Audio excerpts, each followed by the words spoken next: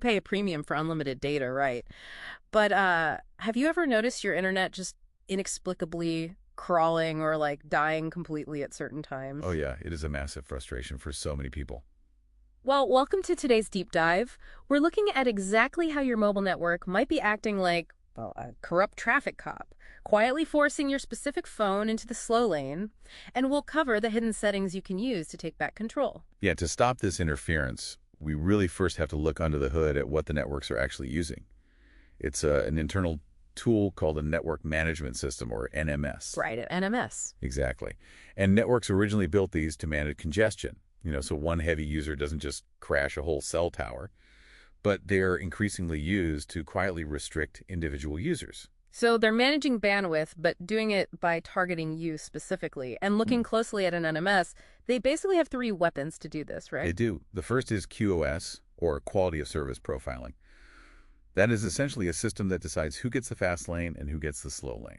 And they enforce that slow lane by tagging your device's unique identifiers, don't they? Yeah. Like looking at your IMEI, which is your phone's permanent hardware fingerprint. Yep, your IMEI or your SIM number, which identifies you as a specific subscriber, so they know exactly whose connection they are choking. Wow. And if slowing you down doesn't work, there's the second weapon, which is cell barring, which honestly sounds like getting kicked out of a club. It kind of is, yeah. The system continuously blocks your specific phone from connecting to the best, fastest network tower in your area. So it just forces you onto a weaker, congested signal. Exactly. But that is not even the most heavy-handed tactic. That would be a profile policy. Oh man, please tell me that's the worst of it. What does a profile policy actually do?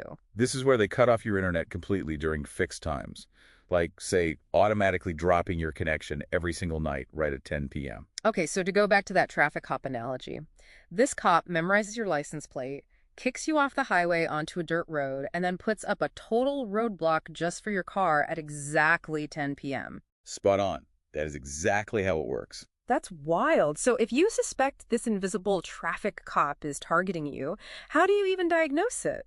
Well, it's actually pretty easy. If your internet always drops at a fixed time like clockwork, that is a massive red flag right there. Makes sense. Are there other ways to check? Yeah, take your SIM card out, put it into a totally different phone, and turn on its mobile hotspot. If your internet magically works perfectly through that hotspot, you know your original phone's hardware ID was the thing being throttled. Oh, I see, because the new phone has a brand new license plate. All right, so how do we slip past them on our own phone without having to just buy a new device? You basically put your device in a digital disguise. The most effective way is to dive into your phone's settings, unlock developer mode, and turn on a feature called MI randomization. Wait, let me push back here for a second. A MAC address is typically a network identifier used for Wi-Fi connections, right? Right, it is. So if the network is tracking my cellular SIM card, how does changing a Wi-Fi setting do anything? I mean, my SIM is still my SIM. That is a really great catch. The trick here is how the NMS actually builds its profile on you. Okay, how so? It doesn't just look at one isolated thing. It scoops up multiple identifiers, your IMEI, your SIM, and your MFI address, to build a master fingerprint of your device. Ah, so by continuously randomizing the ME address, you break that overall fingerprint. Exactly. The system's automated profile gets confused and just drops the throttle entirely. So we aren't hacking their system, we're just muddying the waters so their tracking can't lock onto us. You got it. And for an extra layer of disguise, you can download an app from the Play Store called 1.1. The DNS app? Yeah.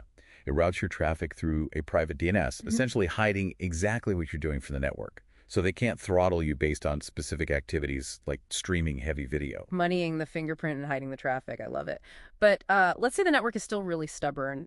Is there a way to just tell them to knock it off? There is one final administrative weapon. Every telecom company has a grievance representative, often called a nodal officer. Okay, and you just email them to complain. You do, to officially complain about your internet dropping at fixed times. But the secret password here is the terminology. You need to explicitly state in that email that you are experiencing device throttling. Huh. Using their own internal industry term against them. So you're basically letting that corrupt traffic cop know that you see them and you know exactly what they're doing. Exactly. It signals you aren't just a confused customer with a bad signal. You see behind the curtain. And that usually gets the restrictions lifted instantly. That is incredibly empowering. But it also brings up something I want to leave you all with to mull over. With that, Well, if a mobile network can easily use your device's unique identifiers to secretly throttle your speed or block your access at incredibly specific hours, what other invisible automated profiles are being built around your daily digital routines without you even realizing it? there's a very unsettling thought. Right. Next time you hit a digital roadblock, remember to question who is directing the traffic. Thanks for joining us on this deep dive.